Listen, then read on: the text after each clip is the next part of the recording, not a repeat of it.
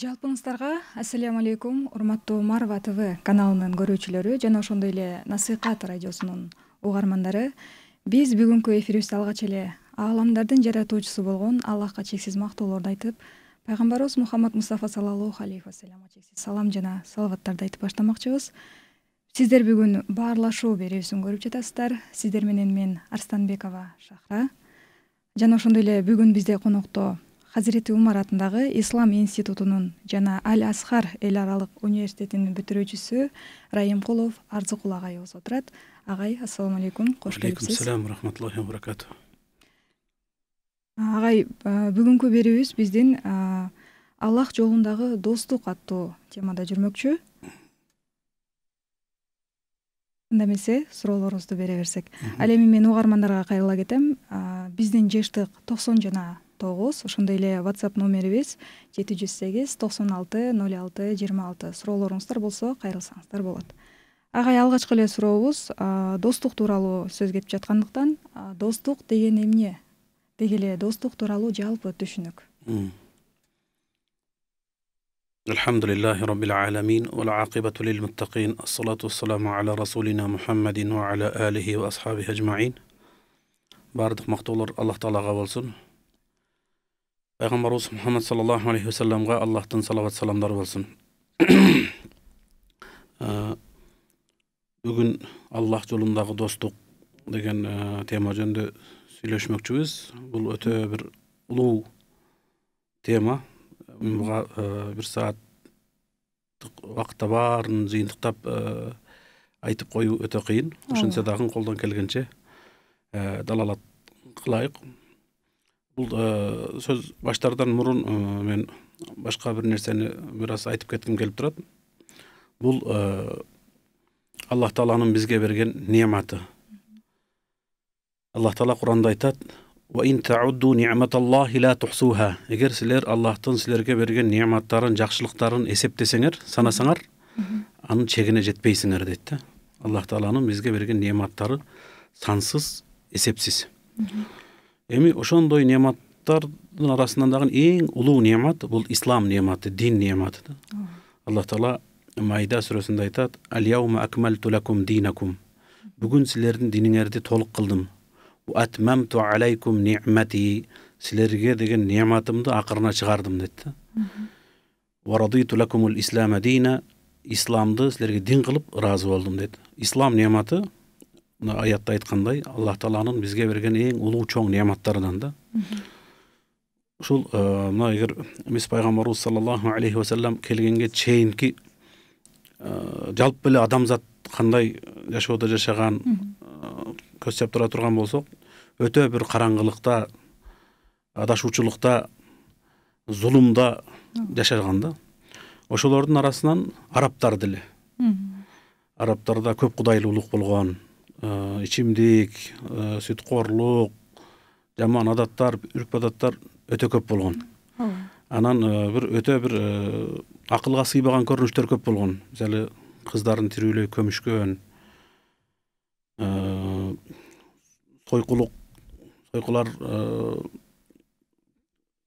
өздөрүнүн үйлөрүнүн байрактарды илип койгон, аракты, ичимдиктерди бочкалары менен ичкен. Эми айттор ушунчалык бир караңгылык болгон. Бул бир тарабынан, экинчи жагынан өз ара душмандашуу, кастык деген дагы аябай күч болгон да. Уруулардын арасында болор болбос нерсе үчүн жылдап согушкан. Мисалы, бир төө жарыш болсо, байге. Ошодон чыр чыкса, ошонун чыккан согуш 40 жылга чейин уланган. Не деген караңгылык, не деген түркөйлүк. Качан аларга пайгамбарыбыз саллаллаху алейхи ва саллам пайгамбар болуп келгенде, аларда исламдын нуру таң атканда, исламдын нуру тийгенде ушунчалык өзгөрдү. Бүткүл ааламды нугун башка жакка бурган адамдарга айланышты да. Төө багып, кой багып жүргөн койчулар бүткүл адамдарды оңдой турган жол башчыларга айланышты. Ушул тууралуу Аллах Таала айтат: "Эми айрыкча Мадинада Аус, Хазраж деген уруулар бар болсо да, Алар дагы токтоосуз, тынымсыз өз ара бири менен согушуп турган. Пайгамбарыбыз саллаллаху алейхи вассаламга кайрылып айтат: "Лау анфакта ма фил арди жамиан", эгер сен жер бетиндеги бардык нерсени садака кылсаң, ма аллафта байна кулубихим, алардын жүрөктөрүнө үлпөт сала албайсың дейт да. Алардын жүрөктөрүнө ынтымак, достук салып кое албайсың. Валакин Аллах аллафа байна кулубихим, аллафа байнахум, Аллах Таала алардын ортосун үлпөт кылды дейт да. Ортосуна ынтымак салды дейт. Карасаңыз, бул исламдагы достук, ынтымактык, бир туугандык Аллах Тааланын бизге берген чоң неаматы. Бул тууралуу Аллах Таала башка бир аятта дагы айтат: "Вазкуру ни'маталлахи алейкум", Аллахтын силерге берген неаматтарын эстегиле. "Из кунтум а'да", силер душман элеңер дейт бири-бириңерге. Силер душман элеңер, "Асбахтум би ни'матихи ихвана", Аллахтын неаматы менен силер бир тууган болдуңар дейт. Карасаңыз, Аллах Таала ушундай момун мусулмандарды буйруп мында айтат: "Ва'тасиму бихаблиллахи жамиан", силер Аллахтын динин, Аллахтын арканын чогуу кармагыла дейт да, бир болгула. "Вала тафарраку", бөлүнүп жарылбагыла дейт да.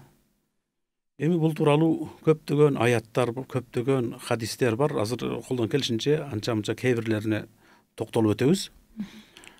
Мисалы аятта "Иннамал муъминуна ихва" дейт да. Момун мусулмандар бир тууган дейт. Эми ушул жерден мен бир мааниге токтоло кетейин. Сиз достук деп суроо бердиңиз. Дос дегенде мындай көчө тилинде элдер бул менин досум деп айтса, тең туш, курбу деген мааниде түшүнөт да. А бирок мындай терең тилдик маанисинде дос деген сөздүн антоними кас, душман дегенди билдирет да. Досуң ким, касың ким биле жүр деп айтса, демек ал деген тең туш, курбу деген мааниде эмес. Ал сага жан күйгүзө турган, сени колдой турган, сага жардам колун суна турган, сенин жакшылыгыңа сүйүнө турган, жамандыгыңа кайгыра турган адам дос деп айтылат да. Түшүнүктүү. Чоң рахмат агай. Айтканыңыз түшүнүктүү болду. Экинчи эле сурообуз ушул достук боюнча. Исламдагы достуктун орду, ошондой эле исламдын достукка болгон көз карашы кандай? Негизи эле динибиз, өзү ислам дини, шариятыбыз бардык шариаттык өкүмдөрдү фундаменти, анын пайдубалы катары Аллахка болгон ыйман турат да. Ошонун үстүнө курулат. Мисалы, бир сооптуу жакшы иш кыла турган болсок, Аллахтан сооп үмүт кылып калабыз. Же бир жаман нерседен тыйыла турган болсок, Аллахтын каарынан, азабынан коркуп тыйылабыз. Ошол сыяктуу эле бул достук деле ошолордун бирөөсү да. Бул тууралуу Аллах Таала Куранда айтат: "Ал-ахиллау яума идин ба'духум ли ба'дин аду илля ал-муттакин". Ал күнү жакын арасынан кыл өтпөгөн жакын достор бири-бирине душманга айланат дейт да, кыямат күнү. Кыямат күнү болгон убакта кыяматтын азабын, кыяматтын коркунучтарын көргөн убакта ар бир жан өзүнүн жанын гана ойлоп калат да. Эң жакындарын дагы унутат. Ошол убакта бири-бирине асылат: "Сен мени азгырдың, сен мени күнөөгө түрттүң" деп ал күнү жанжалдашып, бири-бирине душманга айланышат дейт да. Чыныгы Аллах үчүн достошкондор, иллал муттакин, такыба болгондор, Аллах үчүн достошкондор гана ошол күндө дагы достугу сакталып, бул дүйнөдө эле эмес алардын достугу, акыретте дагы пайда бере турган достук да. Эми биз достуктун орду тууралуу деп айтып атасыз. Ошого мааниси өтөп келе турган кээ бир хадистерге токтолуп кете турган болсок, Пайгамбарыбыз саллаллаху алейхи вассаламдын мындай бир хадиси бар да. Кыямат күнү болгон убакта адамдар махшар майданына чогулат. Ал күндө терге батып турат дейт. Адамдар күнөөлөрүнө жараша терге батып турат дейт. Бирөө тери кызыл ашыгына жетсе, бирөөнүкү тизесине жетет дейт. Бирөөнүкү белине чейин жетет, бирөөнү көкүрөгүнө чейин жетет, эң жеткенчеги оозуна чейин жетет дейт. Ушундай ар ким күнөөсүнө жараша ушундай терде болот. Күн жакын алып келип коюлат дейт. Ал күндө көлөкө болбойт. адамдар катуу кыйналып сурак башталбай турат да. Ошол убакта Аллах Таала 7 түрлүү адамды көлөкөдө сактайт. Эми биздин темабыз болбогондуктан ошол жерден бизге керектүүнү эле алсак болот. Аллах жолунда достошкон эки киши дейт да. Топтолсо Аллах үчүн топтолгон, ажырашса Аллах үчүн ажырашкан. Бул деген сөздүн мааниси алардын достугу Аллах үчүн. Ал жерден бир дүйнөлүк бир жеке кызыкчылык же материалдык бир кызыкчылык жок да. Алардын достугу калыс Аллах разылыгы үчүн, Аллах үчүн гана бири менен дос болот, бири-бирине калыс насыйхатын айтат, жардамын берет. Топтолсо, бириксе, жакындашса Аллах үчүн жакындашат. Эми жакындашпай тескерисинче бирөөсү айтайык бир күнөөгө бет алды, же мындай түз акыйкат жолдон четтеп баштаса, андай учурда берки досу насыйхат кылат: досум, токтот, мунул нерсең күнөө, буга баруу сага мүмкүн эмес, насыйхатын айтат. Канчалык айтса деле болбой, сөз укпай, акыйкаттан четтеп бурулуп кете турган болсо, ал учурда экөө ажырашат. Булардын ажырашуусу дагы ошондо Аллах үчүн ажырашат да. Башка бир жеке таарыныч үчүн эмес. Көрдүңүз, ошондуктан бул исламдагы достуктун орду өтө улуг, өтө чоң. Азыр ушуга маани болгон бир хадис бар, ошону окуп берсем. Ооба. Негизи туура айттыңыз, исламдагы достук бул бир гана Аллахтын ыраазычылыгын гана көздөө максатта курулат.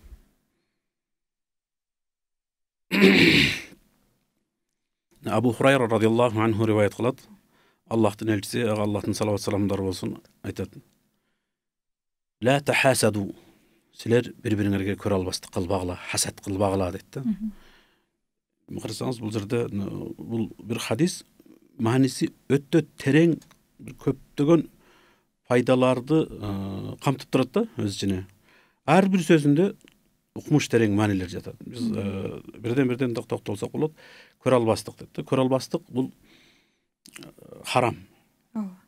Динибизде көрө албастык кылуу мүмкүн эмес. Анткени көрө албастык кылган адам Алланын тагдырына каршы чыккандай болот да.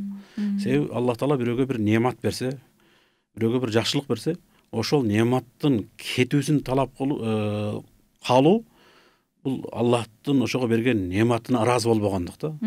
Биз момун мусулман катары ар бир Аллах Таала бизге жазган нерсеге ыраазы болушубуз керек. Аллах Таала бир пендесине бир неамат берсе, ошол неаматка көрө албастык кылуу бул Алланын тагдырына бекем туура ыйман келтирбегендикке жатат да. Ошондуктан бул арам болот. Карасаңыз, эмне деп айтат? Бири-бириңерге көрө албастык кылбагыла дейт да. Вала танажашу, бир нажаш кылбагыла дейт. Нажаш деген сөз бул көп учурда базарда болот. Базарда жасалма жол менен бааны көтөрүү да.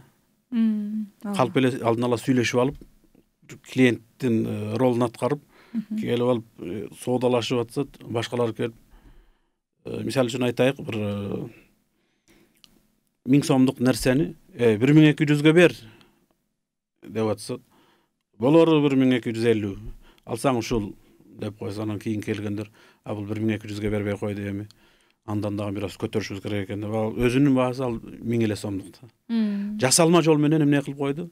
Бааны көтөрүп койду. Ушуну айтып атат: "Ла танажашу", нажаш кылбагыла. Жасалма жол менен бааны көтөрбөгүлө. "Вала табагаду", бири-бириңерди жек көрбөгүлө дейт да.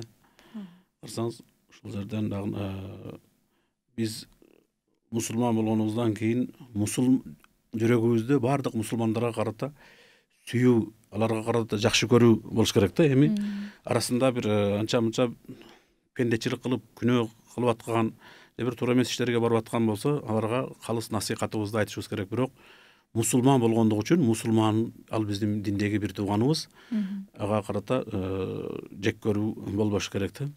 Вала тадабару, бири-бириңерге артыңарды салбагыла дейт. Ушул жерден дагы артын салбагы деген сөз, мусулмандар бири-биринен таарынган убакта, араздашып калган убакта артын салып калат да. Артыңарды салбагыла дейт. Ушул хадис чечмелениши башка бир хадисте айтат: мусулман бир тууганынан 3 күндөн ашык убакыт таарынышы, араздашып жүрүшү мүмкүн эмес дейт да. 3 күнгө чейин бир аз араздашып калышы мүмкүн. 3 күндөн кийин андан ашып кетиши экөөнө тең адал эмес да. Келип биринчи болуп салам айтып, кечирим сурап, ортодогу мамилени түздөгөнү биринчи болуп баштаганы соопту алат. Артыңарды салбагыла. Вала яби бa'dukum ala bai'i ba'd. Бири-бириңердин соодаңарга ат салбагыла дейт да. Бирөө соода кылып атса, анын соодасын бузуп, үстүнө барып ат салуу бул дагы жанжалдашууга, араздашууга, душмандашууга алып келет. Кырсаңыз, ошондуктан бир туугандык мамиле сакталып калыш үчүн жакшы керек бири-бириңерге соодаңарга ат салбагыла дейт. Ва куну ибадаллахи ихвана. Аллахтын бир тууган пенделери болгула дейт. Кырсаңыз, ал-муслиму ахул муслим. Мусулман мусулмандын бир тууганы. Ла yazlimu. Ага зулум кылбайт. Вала яхлулу. Аны жардамсыз таштап кетпейт. Вала якзибу. Аны алдабайт. Вала яхкиру. Аны акарат кылбайт. Ат-тaqwa ха хуна юширу ила садрихи 3 маррат. Пайгамбар саллаллаху алейхи көкүрөгүнө ишарат кылып, таква бул жерде болот дейт, жүрөктө болот деп 3 жолу ишара кылды дейт. Бихасби имриин минаш-шар ан яхкира ахаху al-muslim. Кишиге жетиштүү күнөө болот, өзүнүн бир тууган мусулман бурадарын акарат кылуусу, аны кемсинтүүсү, басынтуусу. Куллул муслим алал муслим харамун дамуху ва малуху ва ирдуху. Ар бир мусулмандын башка мусулмандарга каны, малы, аброю арам дейт да. Ушул хадисти ар бирибиз жаттап, жүрөгүбүздө бекем түйүп, эсибизден эч качан чыгарбай жүрүшүбүз керек. Көп учурларда биз өзүбүз билип же билбей ушул хадистин чегине чыгып кетебиз да. Муну эми каны деген сөз аны өлтүрүп болбойт. Аны уруп, бир кыйнап, кордоп болбойт. Түшүнүктүү эле да. Же бир аны зыян келтирүү мүмкүн эмес, арам. Ошондой эле мал дүйнөсү, аны урдап алганга болбойт, тартып алганга болбойт, алдап алганга болбойт. Буларга бир аз түшүнүктүү. Эрду, анын аброю, кадырбы, ар-намысы. Бул дагы кол тийгизди. Эми кээде отуруп, бул мындай, бул андай деп туруп, бир мусулмандарды гыйбат кылып кетебиз, анын кемчиликтерин санап кетебиз. Бул анын аброюн тебелегендик болот да, анын намысын, беделин түшүргөндик болот. Бул туура эмес. Ошондуктан башка мусулмандар ушундайды көргөндө, эмне кыласың анын аброюна бир тил тийгизип, ал үчүн жооп бересиң деп эскертип туруш керек болот да. Эми биз угармандарыбызга кайрылабыз. Ушул агайыбыз окуп берген хадисти жакшылап угуп, жаттап, сиз айткандай амал кылууга чакырабыз албетте. Жана ошондой эле учурдан пайдаланып биз угармандарга жана көрүүчүлөргө кайрыла кетебиз. Суроолоруңуздар болсо 708 96 06 26 номерине жөнөтүңүздөр. Ал эми биз эфирибизди улантабыз. Агай, чоң рахмат. Кийинки биздин суроо: канткенде биз өзүбүзгө туура дос тандай алабыз? Аябай жакшы, маанилүү суроо.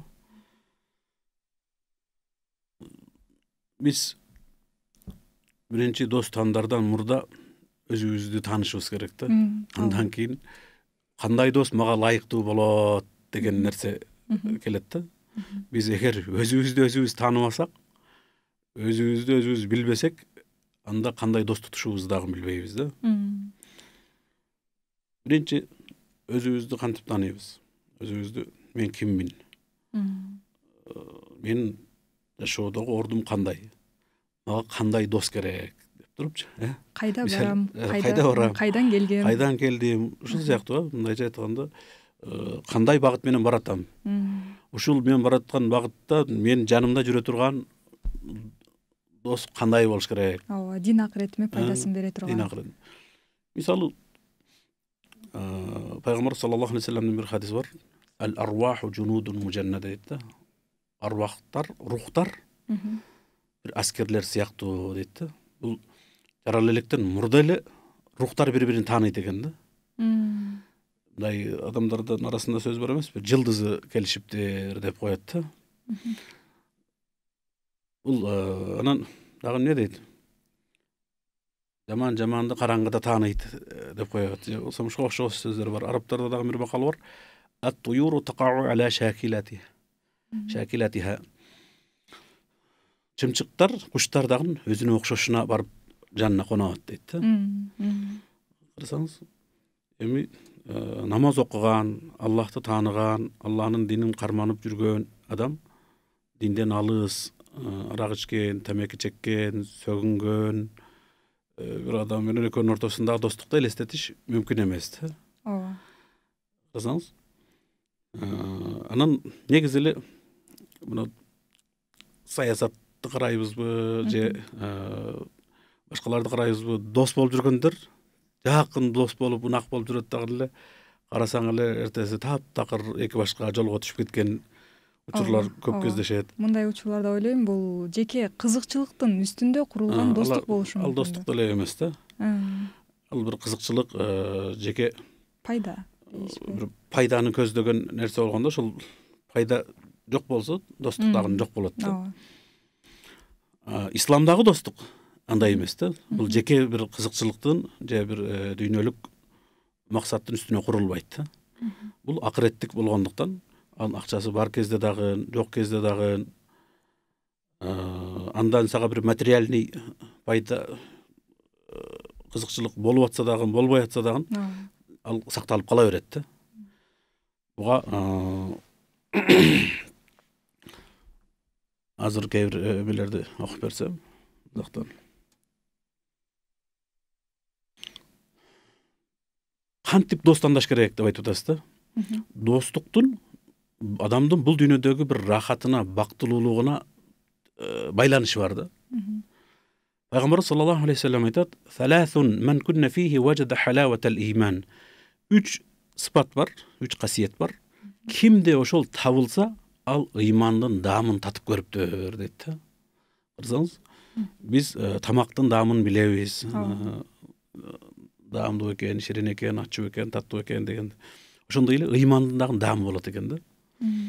Ыймандын даамын көптөр тата албайт, сыртынан эле жүрө бериши мүмкүн. Чындап ыймандын даамын татам десе, мына Пайгамбар саллаллаху алейхи вассалам хадисте айтып аткан сыпаттарды карап көрүш керек да. Биринчиси: "Ан якуна Аллаху ва расулуху ахабба илейхи мимма сивахума." Аллах жана анын элчиси ал киши үчүн бардык нерседен өйдө, бардык нерседен жогору боло турган болсо дейт. Экинчиси: "Ан юхиббал мар ла юхиббуху илля лиллах." Бир кишини Аллах үчүн гана дос тутат, Аллах үчүн гана жакшы көрөт дейт да. Бирөөдү бир жакшы көрсөңүз, Аллах үчүн гана жакшы көрө турган болсоңуз, мисалы көчөдө бир жоолук салынган эже карындаштарыбызды көрсөк, сыртынан ыраазы болуп, машалла, Аллах тааланын буйругун аткарып, хижап салынып алыптыр деп жакшы көрөбүз. Башка бир туугандарыбызды көрсөк, аларды жакшы көрөбүз. Эми ортобузда эч кандай байланыш, тааныштык болбосо дагы, анткени ал Аллахка моюн сунган пенде. Ал Аллахтын ыраазылыгын каалап атат, биз дагы Аллахтын ыраазылыгын каалап атабыз, максатыбыз бир. Ал кишини мен жакшы көрсөм, Аллах үчүн гана жакшы көрөм. Жаман көрсөм дагы жеке аны личностьга эмес, Аллахка күнөө кылып аткандыгы үчүн күнөөсүн жаман көрүшүбүз керек да.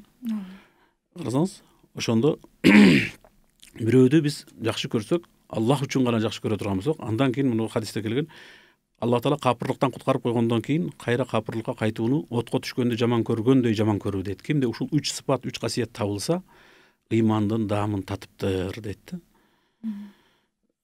Карасаңыз, башка мына хадиси кудуси келет экен. Хадиси кудуси деген мааниси Аллахтан, сөзү пайгамбарыбыздан болгон хадис. Кыямат күнүндө Алла таала айтат дейт: "Айнал мутахабуна би жалали." Мен үчүн бири-бирин дос туткандар кайда деп айтат. Мен үчүн бири-бирин дос туткандар кайда? Аларды мен бүгүн эч бир көлөкө болбогон убакта көлөкөдө сактаймын деп Аллах таала айтат экен да.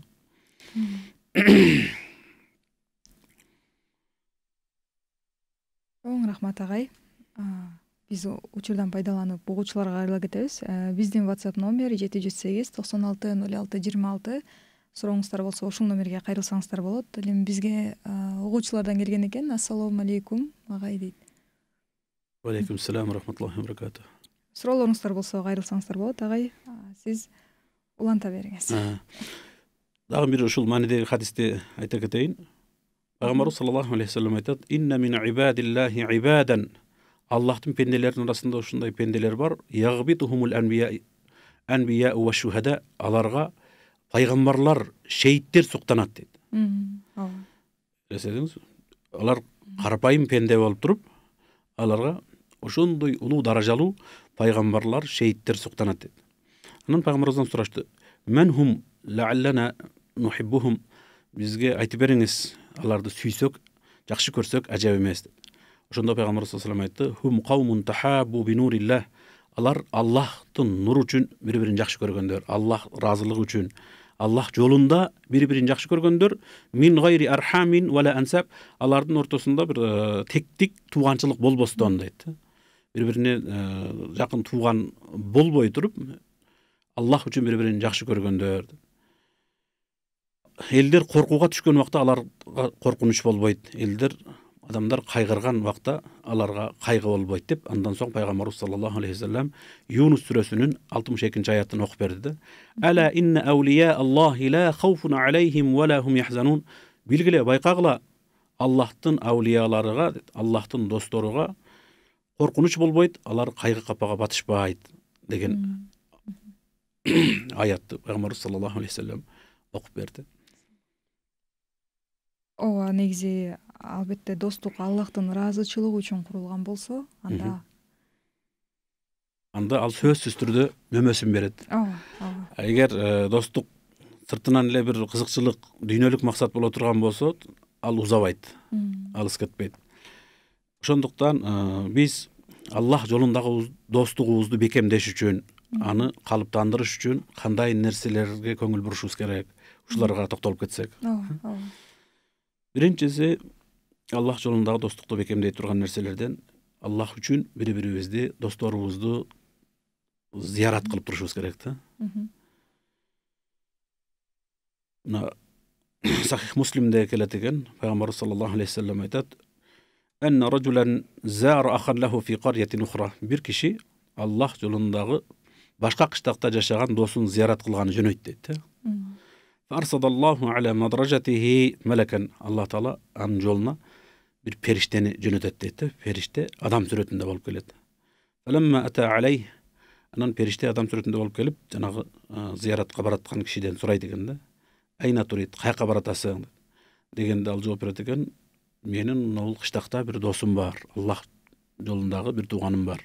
Ошону зыярат кылганы баратамын" дегенде ал сурайт экен: "Ал сага мындай бир жакшылык кылды беле, кандайдыр бир сага өткөрүп койгон жакшылыгынын ордун кайтарайын деп, же болбосо кандайдыр бир кызыкчылык көздөп баратасыңбы?" дегенде, "Ла" дейт. "Гайр анни ахбабтуху филлах". Мен аны зыярат кылганы бараткан максатым, мен аны Аллах жолунда жакшы көрөмүн дейт. Ошондо периште айтат: "Фа инни расулуллахи илейк". Мен Аллахтын жөнөткөн элчисимин.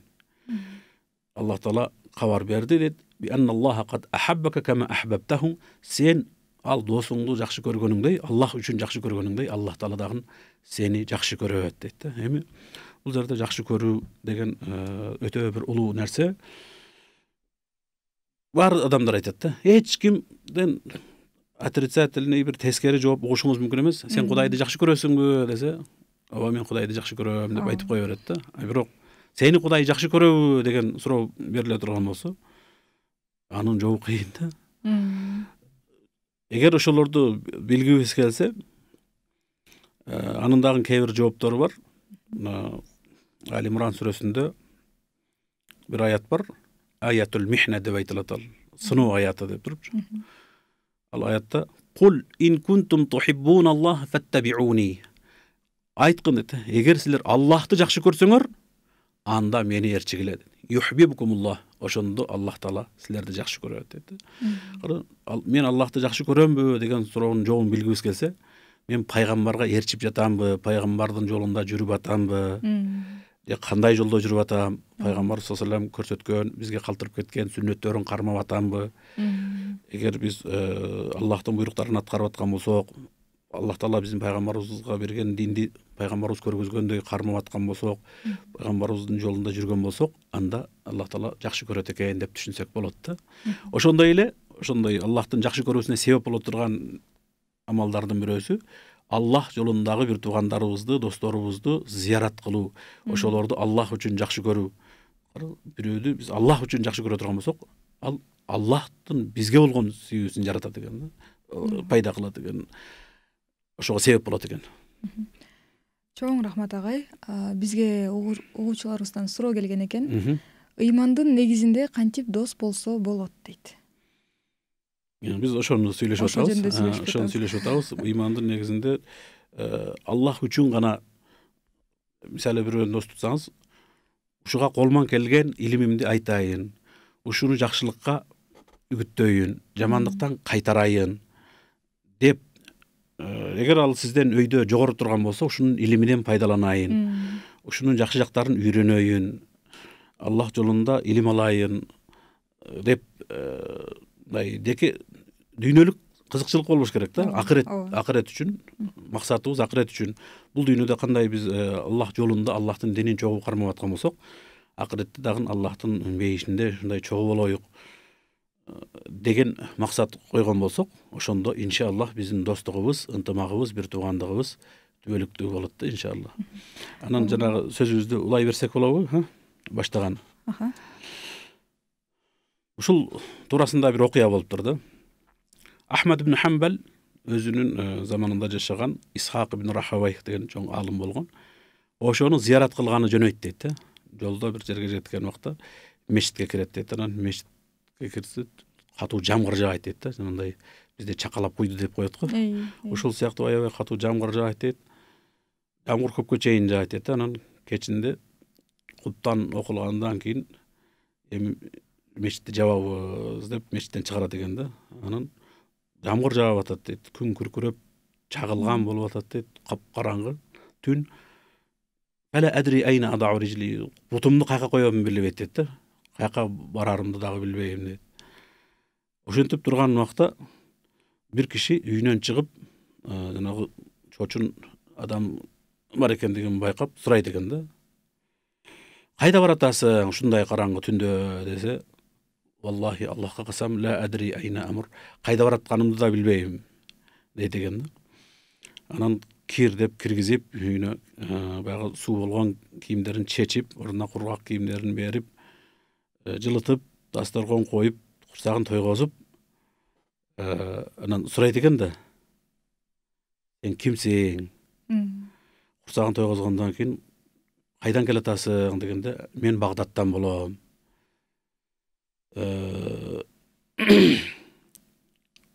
Ахмад ибн Хамбалды тааныйсыңбы деп сурайт экен да. Караңгыда сүйлөшүп аткан экен да. Дегенде, ооба, мен Ахмад ибн Хамбалмын десе, дегел айтты деген, мен Исхак ибн Рахаваймын деп. Аллах Таала ушундай Аллах үчүн калыс ниет менен зыярат кылганды караңгыда түндө табыштырып коюптур да. Бере беринчи. Не деген бирөө-бирөөгө болгон Аллах жолундагы достуктун үлгүсү. Андан кийинки биз Аллах жолундагы бир туугандарыбызга бир ырайым менен, аларга бир боорукерлик менен мамиле кылышыбыз керек да. Пайгамбарыбыз саллаллаху алейхи ва саллям айтат: "Масалул муъминина фи таваддухим ва тарахумихим ва таатуфихим камасалил жасадил вахид." Мусулмандардын дейт, бири-бириге болгон сүйүүсү, бири-бириге болгон ырайымдуулугу, боорукерлиги бир дене сыяктуу дейт. Идаштака минху удвун тада'a lahu sa'irul jasadi bis-sahari wal-humma. Бир дене сыяктуу боло турган болсок, дененин бир эле мүчөсү ооруй турган болсо, калган дене дагы ысып уктабай чыгат да. Бул деген биз бардык мусулмандардын сүйүнүшүнө кошуло сүйүнүшүбүз керек, кайгысына кошуло кайгырышыбыз керек. Аякта болуп атып турган бизге мен өзүм тынч болсом болду деген түшүнүк туура эмес да. Эң колубуздан келген жардамды бериш керек. Эң акырында болбой калды дегенде дуа кылып турушубуз керек да. Ушул мүмкүнчүлүктөн пайдаланып дагы айта кетсек болот. Азыр мына дүйнөнүн ар кайсы мамлекеттеринде бир кордук көрүп аткан, зулум чегип аткан бир туугандарыбыз бар.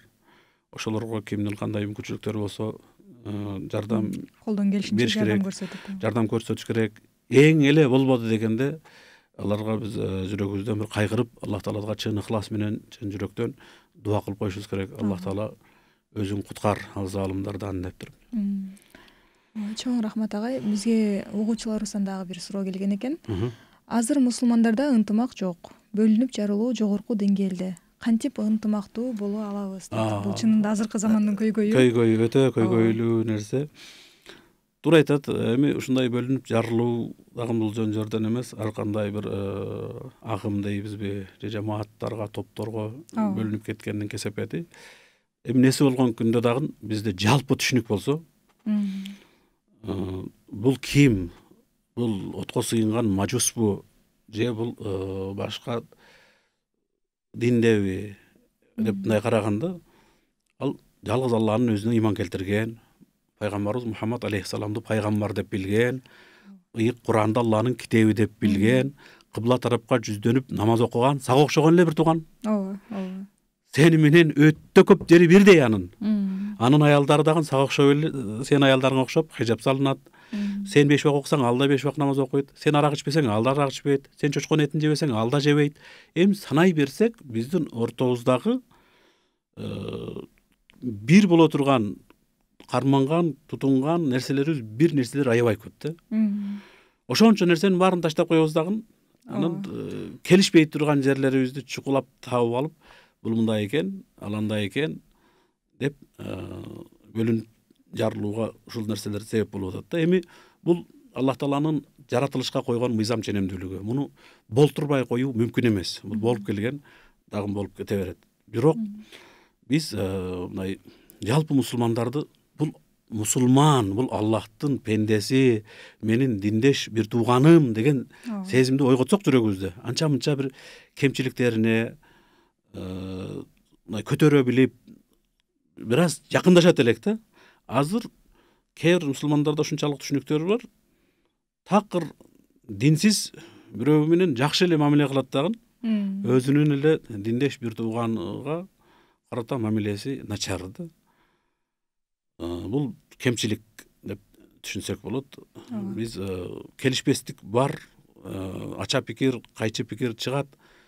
Бирок ага чейин айтып атпайбызбы, мындай бизди бириктирген чоң нерселер көп. Баарыбыз тең 5 убак намаз окуйбуз. Баарыбыз Рамазан айында орозо кармайбыз. Баарыбыз бир эле Каабага, Маккага ажылык кылабыз. Китебибиз Куран, пайгамбарыбыз Мухаммад алейхиссалам биздин чоң нерселерде биз баарыбыз акыретке иман келтиребиз, бейишке иман келтиребиз, тозокко иман келтиребиз. Чоң нерселерде бирбиз биз баарыбыз. Ушул нерселердин тегерегинде эле биз мындай ынтымакташсак, достошсок, жакындашсак, азыркы биз айтып аткан аят хадистерге терең ой жүгүртсөк, кой эмнеси болсо дагы бул мусулман бир тууганым го деген сезим пайда болот эле да. Ошонун жоктугудан ушул бир кичине болор болбос нерсе үчүн араздашып, же болбосо такыр бөлүнүп, жарылып, ынтымагыбыз кетип, ыдырап ушинтип бир кор болуп атабыз да. Ооба, албетте адамдын кичине кемчилиги болсо эле аны биротоло кас көрүп алабыз, мындай инсандык кетирген каталарына басым жасап алабыз. Мына ушуларга көз жумуп, Аллахтын ыраазылыгын гана көздөгөн адамдар менен адамдар деп кабыл алсак, анда жакшы. Машалла. Андан кийинки биздин достугубузду бекемдей турган себептердин дагы бирөөсү мусулмандардын айып кемчиликтерин жашыруу. Бул энд хадисте келет: "Мен сатара муслиман сатарахуллаху фи дунья вал ахира."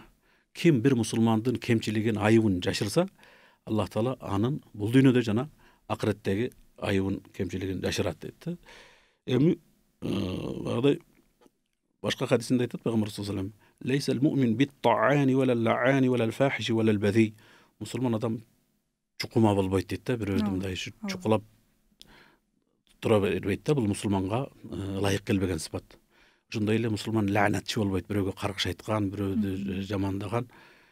Мусулман адам тили бузук дагы болбойт. Мусулман адам уят, жанагындай жиркеничтүү, ыплас жаман сөздөрдү сүйлөбөйт, жаман сөздөр менен сөгүнбөйт.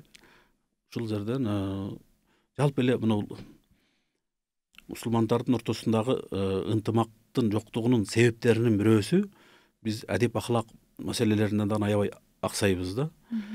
Себеби кулк мүнөзү жакшы болгон адамга башкалар келип туруп ошо менен мындай ынтымакташат да. Демек бизде кулк мүнөзүбүз начар болсо арабыз ажырайт, алыстайт. Кулк мүнөз тууралуу пайгамбар саллаллаху алейхи вассаламдын өтө көптөгөн хадистери бар да. Кулк мүнөз мисалы үчүн бири-бирибизге орой, корс мамиле кылсак, ага барып мындай сүйлөшүп, жакындашып, андай нерсе аябай кыйын да. Эми ошого мындай өзүңдүн позицияңда тура бер. Өзүңдүн кырманган нерсени кармай бер. Бирок кичине сылыгыраак, жумшак мамиле кылып, жагымдуу насихат кылып, мындай деп айтам, мен мындай деп түшүнөм деп айтышыбыз керек да. Аллах Таала дагы Куранда Уд'у ila sabili rabbika bil hikmati wal mau'izati al hasanati wajadilhum billati hi ahsan. Rabbиңдин жолуна даанышмандык менен, жакшы сөздөр менен чакыргын дейт. Бул эки баскыч. Андай пайда бербесе wajadilhum billati hi ahsan. Анан эң көркөм, сылык сүрөттө талашып тартыш дейт да. Эми өзүндай дискуссия боло турган болсо дагы, анын адебин сактап, мусулман бир тууганыңдын урмат сыйын, анын жана жогоруда айткандай бир аброюн, намысын тебелебей, анан сылык сүрөттө талашып тартышса болот да. Көбүнчө эмоцияга дагы алдырбай. Эмоцияга алдырбай. Анан дагы бул жерде агай азыр кечиресиз. Дагы бир суроо келген экен сизге. Башка диндин өкүлдөрү менен дос болсо болобу дейт. Бул дегени христиан дини, иудаизм, ушундай диндер жөнүндө айтып жатат. Бул жөнүндө Аллах Таала Куранда Мумтахана сүрөсүндө айткан. Аллах Таала силерди өзүңөрдүн силерге каршы согушпаган жана силерди өзүңөрдүн мекендериңерден сүрүп чыгарбаган адамдарга карата адилеттүү болуудан жана аларга жакшылык кылуудан тоспойт дейт. Эми мисалы биз башка диндин өкүлдөрү менен дагы тынчтыкта калыс мамиле кылып жашасак болот. Бул динибиздин талабы. Бирок аны жүрөктөн дос тутуу же ал мүмкүн эмес. Мусулмандар иннемел муъминуна ихва. Момун мусулмандар бир тууган дейт да. Биз аларга карата жакшы мамиледе болобуз, адилеттүү, калыс мамиледе болобуз. Бирок жүрөктөн жакшы көрүү, анткени бул жүрөктүн иши ишенимге байланыштуу. Алардын ишеними такыр сеникиден башкача болуп атса, мисалы сен жалгыз Аллах Таалага иман келтирсең, ал Кудайдын баласы бар десе, сен андай Кудайдын баласы бар деген ишеним менен кантип мындай аны жакшы көрө алышың мүмкүн. Ал мүмкүн эмес нерсе да. Түшүнүңүзбү көбүн айырмасын? Биз алар менен аларга жакшылык кылабыз, калыс адилеттүү мамиледе болобуз, бирок алардын ишенимин жүрөк менен кабыл алып, жүрөгүбүз менен жакшы көрүшүбүз мүмкүн эмес алар. Агай, сиз окуп бүтө элексизби? Эме болсо, дагы суроолор болсо, сиз бере бериңиз. Эгер болбосо, жанагы биз ынтымакты, достукту бекемдей турган кээ бир нерселерге токтолобуз. Макул, анда ушул токтолуудагы сизге кыстарма айта кетейин. Ошол суроо катары өзүлөрүнүн бекем достугу менен үлгүлүү болгон, бизге үлгү болгон сахабаларбы, биздин ата бабаларыбызбы, ошолор жөнүндө дагы айта кетсеңиз. Буга адамзат тарыхында болуп көрбөгөндөй деп айтсак болот. Биз мусулман болгонубуздан кийин динибизди таанышыбыз керек, динибизди терең үйрөнүшүбүз керек. Сира деп айтылат да, пайгамбарыбыз саллаллаху алейхи вассаламдын өмүр баяны, сирасы. 23 жыл пайгамбар болгон болсо, 13 жыл Меккеде жашаган. Меккеде алгач даваттын жашыруун баштап, андан кийин ачыкка чыкканда аябай катуу бир кыйынчылыктарга дуушар болгон.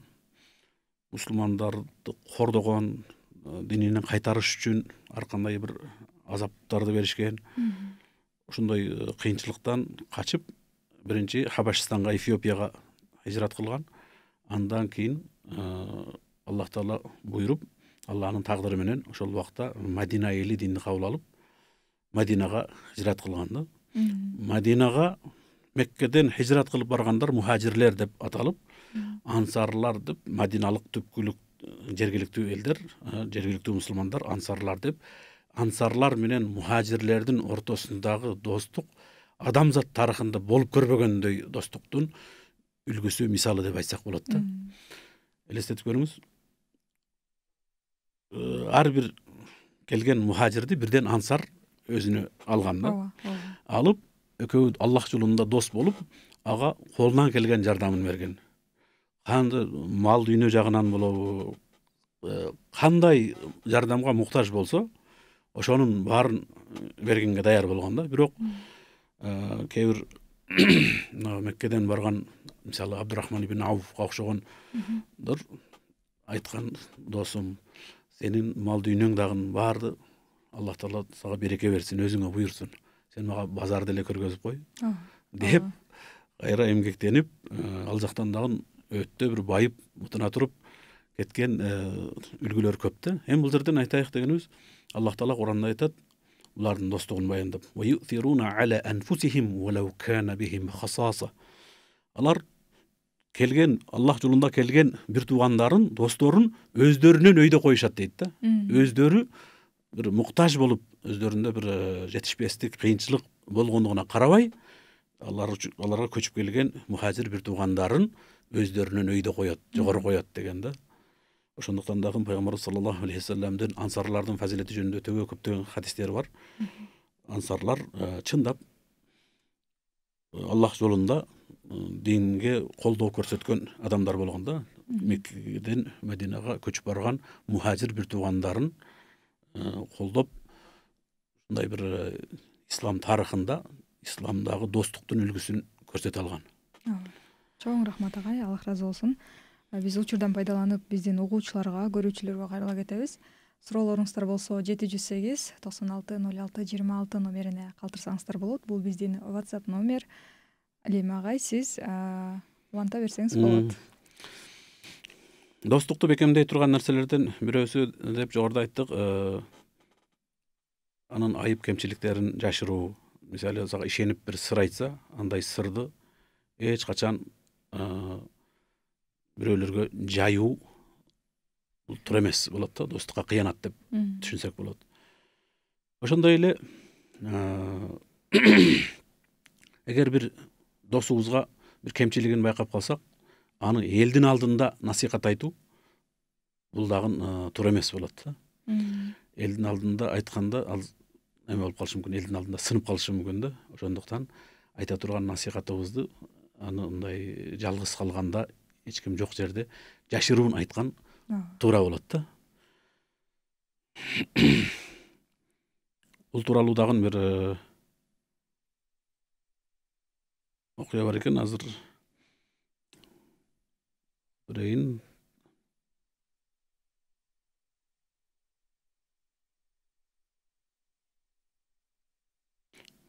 Ахмад ибн Хамбал жолдон өтүп бара жатса, мен тиги досунун атын унутуп калдым.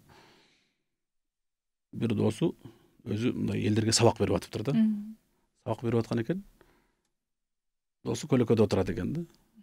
Анан элдер андан сабак алып атат, отуруп, кээ бирлери күндө отурат дейт да. Анан унчукпай өтүп кетет экен. Анан түндө барып акырын дарбазасын тыкылдатып, жакса досум, ушундай бир жүрөгүмө бир тынчтык бербеген, кызалат кылган ой болуп атат, ошону сени менен бөлүшөйүн деп келдим дейт. Ар бир сөзүнө маани берсеңиз, сен мындай кылдың, ката кылдың деп баштаган жок да. Не деп атат? Жүрөгүмө бир тынчтык бербеген кызалатчылык ой пайда болуп атат. Ошону сени менен бөлүшөйүн деп келдим дегенде, айт, эмне болду? Жана өтүп баратсам, ушундай болуптур. Сен көлөкөдө отурасың, сенден сабак алып аткан шакирттериң күндө отурат. Сен мындай элден өзгөчөлөнбө, элден өзүңдү мындай бир эме сезбе. Эл менен бирдей бол. Эл көлөкөдө отурса, сен да көлөкөдө отур, эл күндө отурса, сен да күндө отур деп калыс насаатын айтканда, эч ким жок жерде, ошол жерден айтса, балким башкача болмок да таасири. Акырын келип туруп айтканда, аны кабыл алып, ыраазы болот да. Кийин андан кийин ушул окуяны, ошол жана насихат уккан адам өзү риваят кылган да.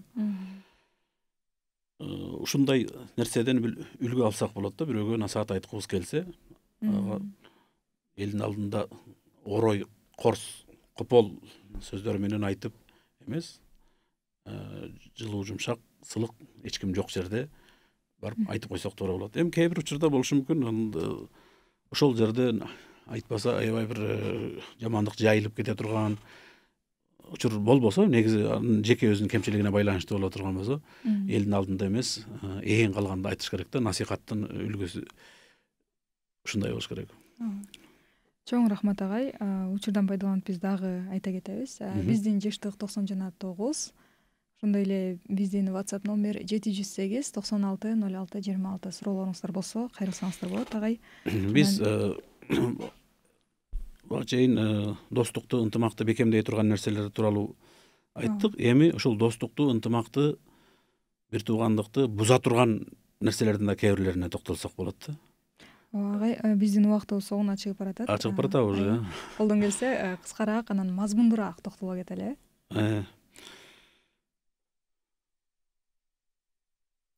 Бул жогоруда айтылган нерселерди кыска кылып туруп бир эме кылып кетсек болот. Аллах жолундагы достук бул Аллахтын берген неаматы да. Пайгамбарыбыз саллаллаху алейхи вассалам айтат, мен бир миражга чыкканда Пайгамбар саллаллаху алейхи вассаламга бейиш тозок көрсөтүлгөн да. Ошондо пайгамбарларды көрдүм, 10 чакты үммөтү бар экен дейт. Дагы бир пайгамбарларды көрдүм, 3 үммөтү бар экен дейт. Бирөөсүндө 2 дейт, бирөөсүндө 1. Үммөтү жок пайгамбар бар экен дейт. Аллах жолунда, Аллахтын динине чакырыш үчүн пайгамбар болуп жөнөтүлгөн, вахий түшкөн Алланын улуу пайгамбары, үммөтү жок. Эми бул сени менен бирге намаз окуй турган, сени менен бирге дин кармай турган, сен бир кемчилик кетирсең, кемчилигиңди айтып тура турган, жакшылыктарга үндөп тура турган, жамандыктан кайтарып тура турган бир туугандардын бар болуусу бул Аллахтын өтө чоң бир бизге берген неаматы, жакшылыгы да. Биз мындай неаматка көп шүгүр кылышыбыз керек. Аллахтын жолундагы достук өтө бир чоң нерсе. Азыр бат эле өтүп кетиптир. Кантип өткөнүн дагы байкабай калдык. Бул достуктун укуктары бар, милдеттери бар. Аларды бир вакыт болсо балким угабыз, вакыт болбой калса угармандар өздөрү изилдеп көрсүн. Бир хадисте келет, мусулмандын үстүндө 5 акысы бар деп. Ошол акыларды андан кийин негизи эле Пайгамбар саллаллаху алейхи вассалам айткан ад-динун насиха деп турупчу. Дин бул насихат деп турупчу. Дайыма биз динде Аллах жолундагы бир туугандарыбызды жакшы көрүп, эгер бир ката кемчилик кетирип атса, аларга туура насихат айтышыбыз керек. Жакшы иштерди кылып атса, колдошубуз керек. Жаман нерселерге, туура эмес жолго, туура эмес иштерге баратса, аларды кайтарышыбыз керек. Бирок сылык сыпа. Анан эң негизгиси Аллах Таала Куранда бөлүнүп жарылуудан кайтарган. Биз мусулманбыз, биз бир үммөтпүз. Биз баарыбыз ушул динибизди бекем кармап, Аллах үчүн бириккенибизде гана, ынтымак болгонубузда гана ошондо бир күч болобуз. Эгер биз ушул Аллах үчүн бири-бирибизди жакшы көрө албасак, Аллах үчүн ынтымакташа албасак, анда акыретке чейин бул дүйнөдө дагы Аллахтын мыйзам ченемдүүлүгү ушундай кор кылат. Аллах Таала ошондой кордуктан сактасын. Амин. Аллах Таала баарыбызга туура түшүнүк берсин. Өзү ыраазы боло турган жолдо жүрүштү насип этсин. Элибизге, жерибизге Аллах Таала береке берсин. Амин.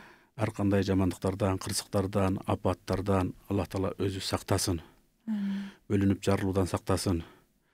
Аллах Тааланын алдына барган убакта жүзүбүз жарык боло турган, Аллах үчүн достошкон, Аллах үчүн ынтымакташкан пенделеринен кылсын. Амин. Чоң рахмат агай. Сизге дагы бүгүн терең ыраазычылык билдиребиз. Өзүңүздүн баалуу убактыңызды бөлүп бизге келип ушундай достук тууралуу эң бир сонун кеңештериңизди, эң бир сонун сөздөрүңүздү илимден дейбизби бөлүшүп бергениңизге терең ыраазычылык агай. Чоң рахмат. Буюрса алдыда дагы көптөгөн эфирлер болот. Балким ошондо улантып каларбыз, иншаллах. Ал эми сиздер менен мен бүгүн Шахра Арсанбекова болдум. Биздин берүү баарлашуу болот. Ал эми бүгүнкү биздин сүйлөшкөн темабыз Аллах жолундагы достук болду. Кийинки берүүлөрдө көрүшкөнчө Аллахка аманатсыздар.